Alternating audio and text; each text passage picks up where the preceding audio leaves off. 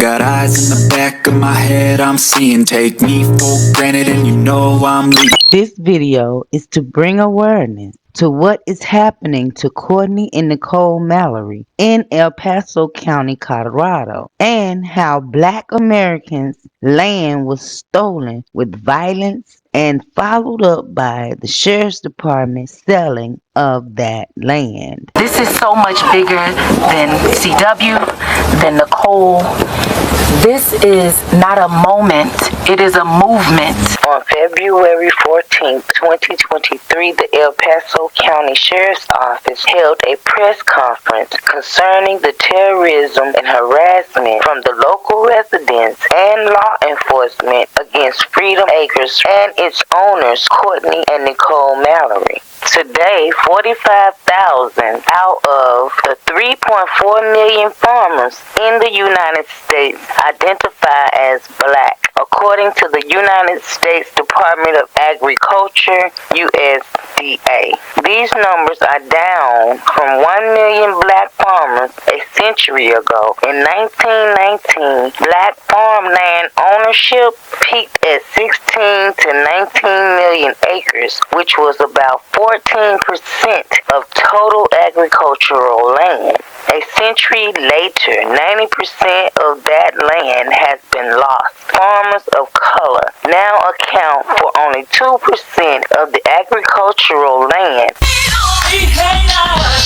New tonight at 6, two Black ranchers in rural El Paso County say their cries for help and allegations of racism have been largely ignored by the Sheriff's Office. Denver 7's Micah Smith has tonight's exclusive that now has El Paso County deputies defending their actions. Farming while Black in America are Black ranchers in rural El Paso County and say this moment is the culmination of years of blatant racism by community members and the El Paso County Sheriff's Office's failure to respect. Dr. Vern L. Howard is teaming up with Portia Prescott and Rashad Younger from the NAACP to help the Mallerys. Basically, the Mallerys have been harassed on their property and on their land. At that point, it became very clear that they weren't necessarily safe. Animals poisoned and killed, a couple feeling harassed and terrorized. Huge claims that we'll break down.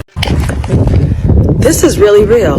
I mean, somebody actually, if you look at the fence right here is the fence. And then they made sure they killed their cow. Dang it.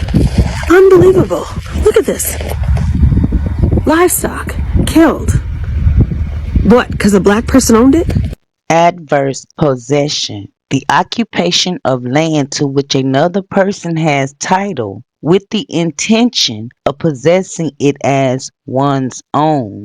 One of the interesting things about the Morgan Strickland land is that there was obviously an attempt to cure the title by adverse possession. Morgan Strickland buys the land. He then has to run for his life, and he leaves the land behind. I mean, he can't sell it, and so he's gone. You have a whole series of sales of the same piece of land.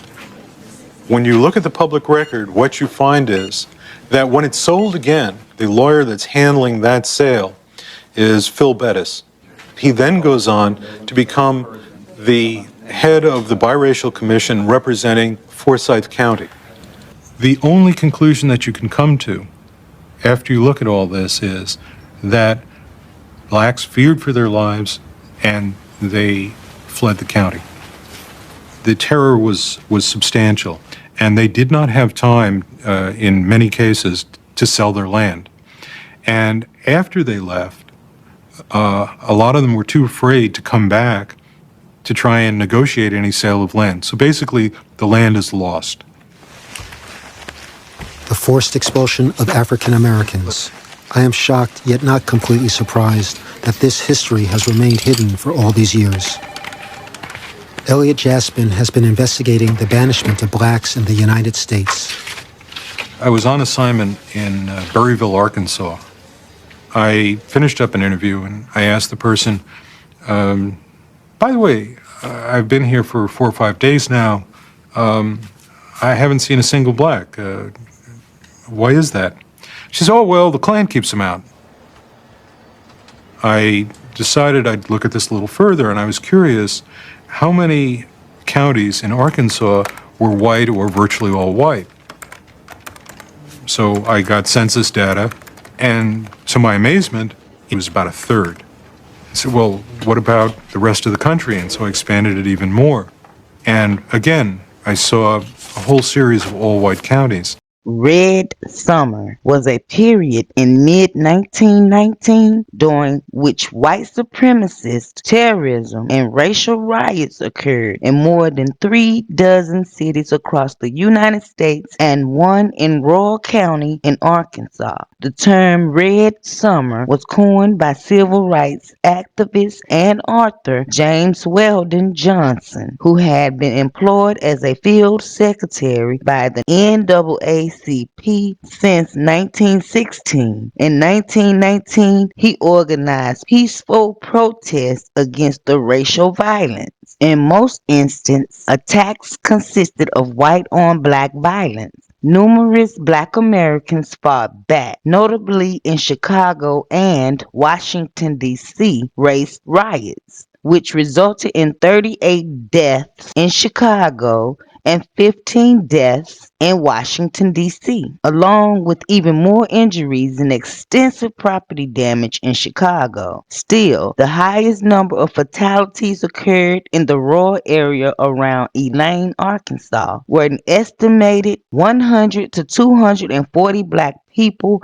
and 5 white people were unalived, an event now known as the Elaine Massacre. The anti-black riots developed from a variety of post-World War I social tensions generally related to the demobilization of both black and white members of the United States Armed Forces following World War I, an economic slump, and increased competition in the job and housing markets between the ethnic European Americans and black Americans. The time would be marked by labor unrest for which certain industrialists used black people as strikebreakers, further inflaming the resentment of white workers. The riots and killings were extensively documented by the press, which along with the federal government feared socialist and communist influence on black civil rights movement of the time.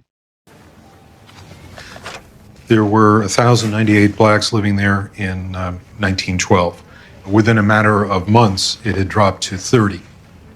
It's the largest racial cleansing in America that I know of.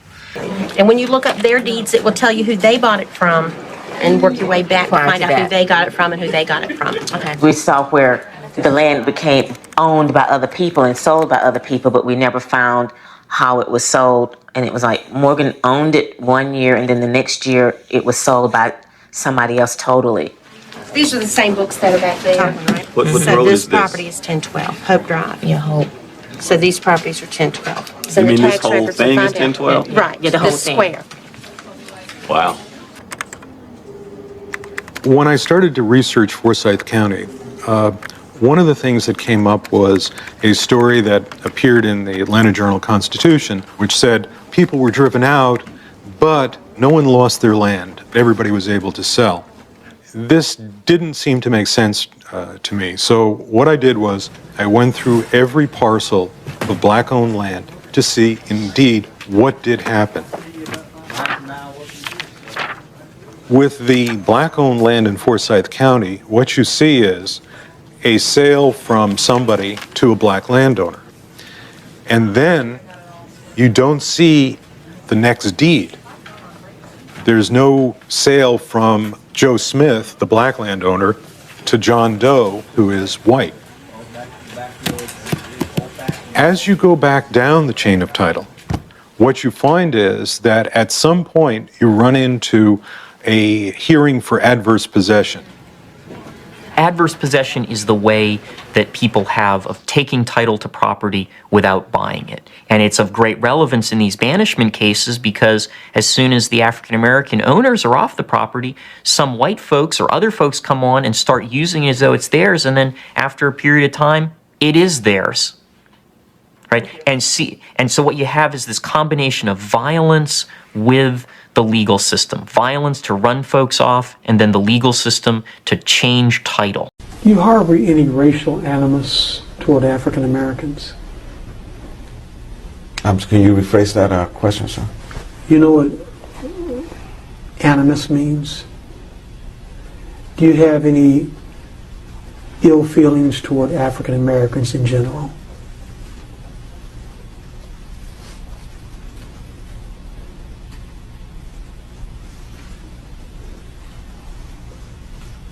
Ill feelings? I'm not. I'm sorry?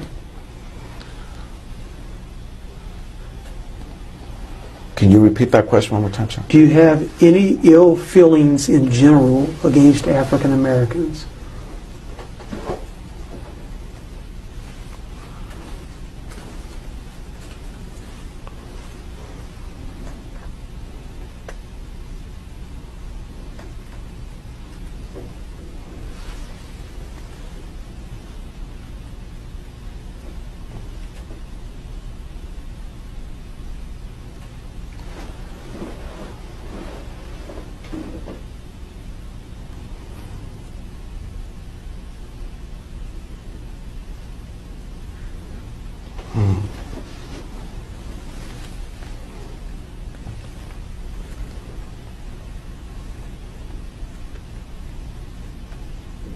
I have feelings for African Americans, sir.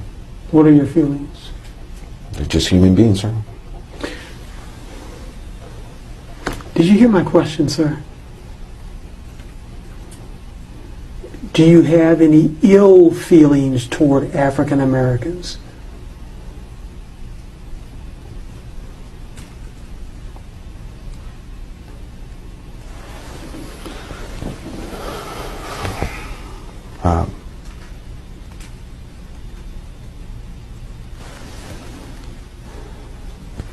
I do, sir. Okay. Tell me about your feelings.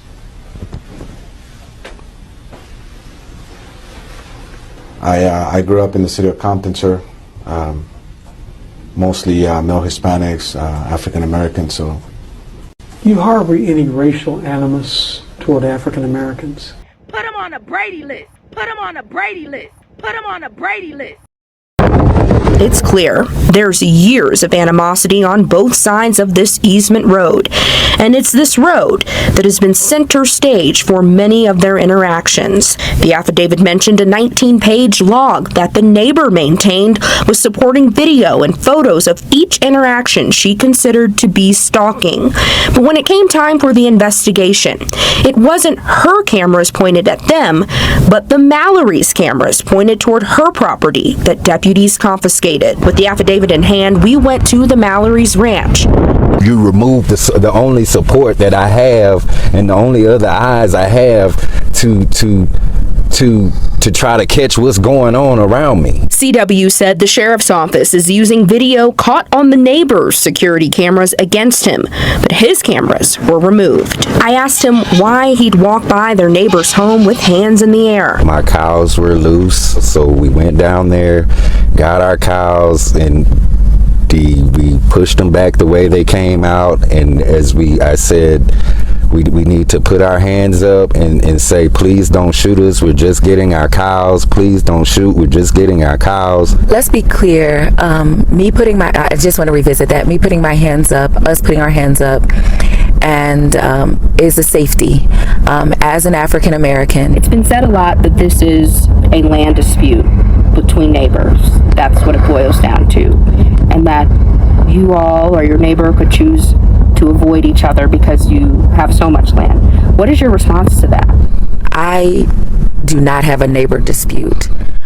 My dispute is with El Paso County Sheriff's Department for enabling this behavior. Nicole says one deputy in particular, who she's filed multiple complaints against, is leading the charge in what I believe is a modern day KKK assault against my family. That's not a small accusation to make, but Nicole says Facebook comments and a community page turned to blatant racism after the sheriff's office got involved. Comments like, I was amazed at how much property was tagged Black Lives Matter.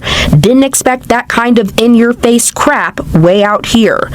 Let's all go have car issues on that road. And are there any restrictions on size of pitchforks and fire sticks in Colorado? From there, Nicole says it turned to physical attacks. Animals being gutted, our lives being threatened, people being sent to our home under threat of lynching, hanging, pitchforks, fire. We had a chicken coop set ablaze. I asked the Mallerys what the sheriff's office did in response. Nothing.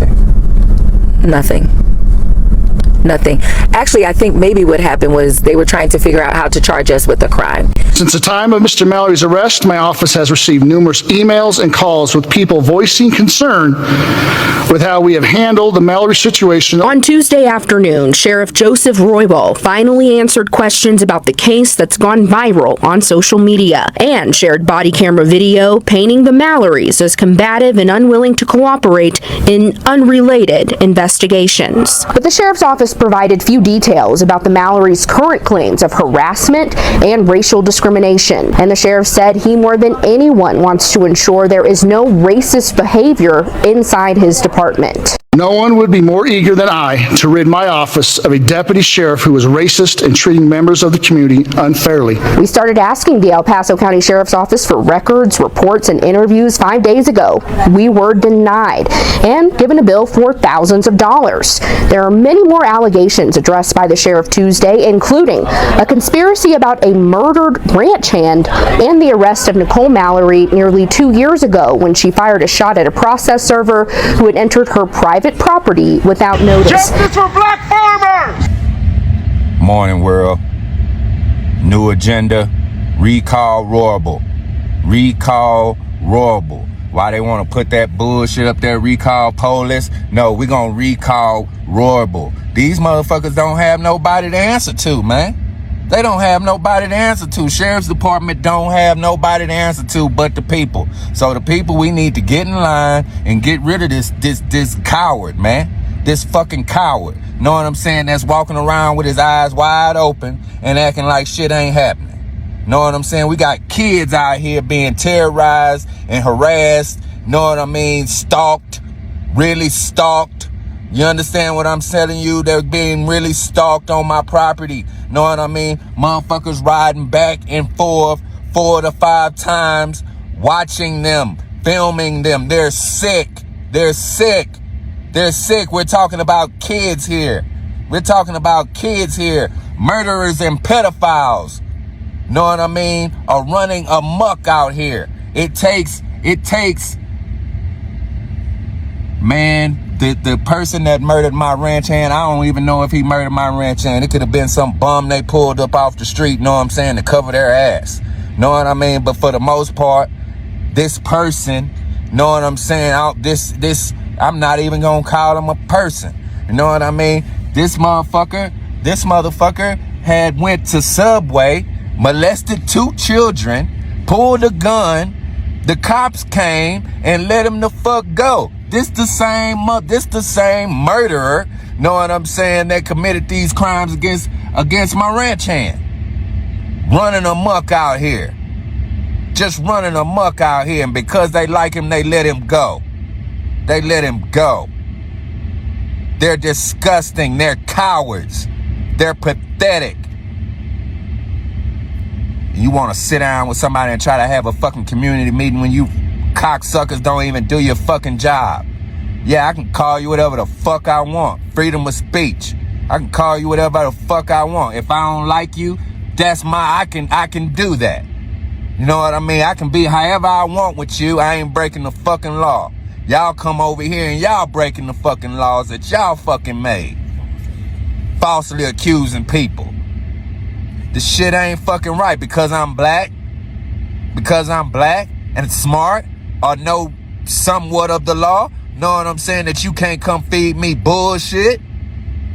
It's not right, man, and I'm not gonna stand for it. I'm not gonna stand for people goddamn coming over here, know what I'm saying, volunteering their time, know what I'm saying, to find out about agriculture and to help me, know what I'm saying. I'm not gonna stand for them being fucking harassed by these motherfucking trailer trash motherfuckers around me. You cowards. You fucking cowards. You know what I'm saying? Stay the hell off my property. How much? About 12 grand worth of meat. Gone. Can't do much with it now. Justice. No food. Freedom Makers Ranch. No food. Help support.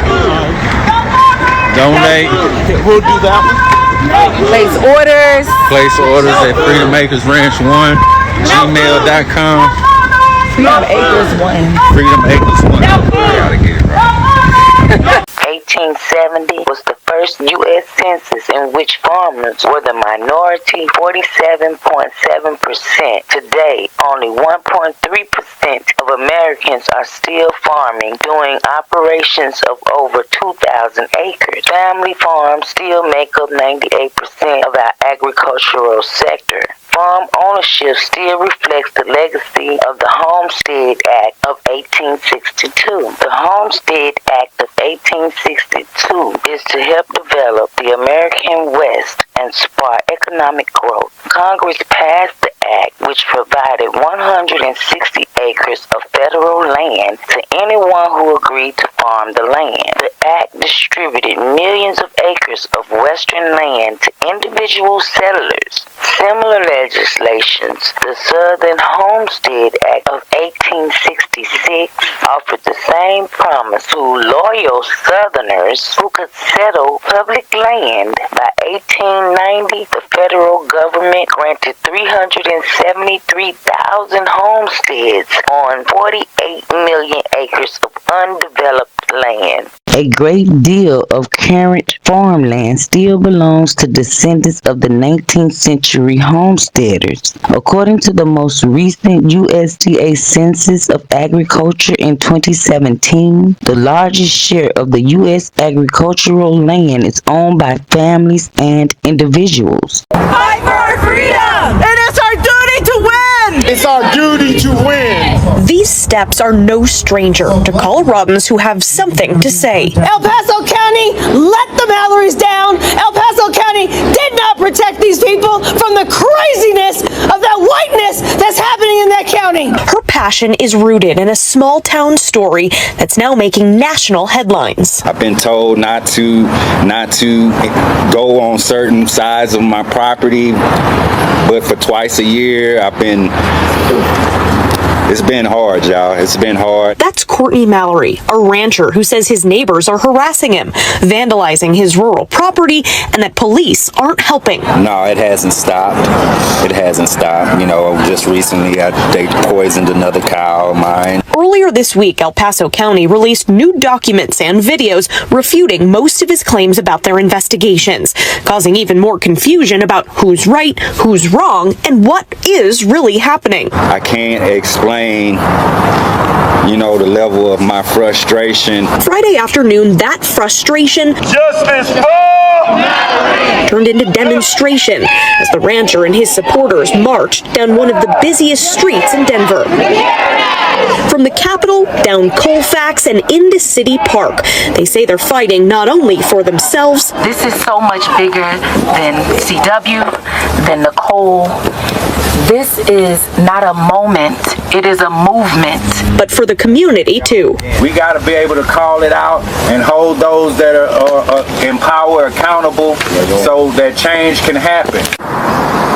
Now, one other thing that they talked a lot about here today is an idea for a new law called the Karen Act that they'd like to see passed. Basically, the idea behind this is to make it illegal to make a racially motivated call to police.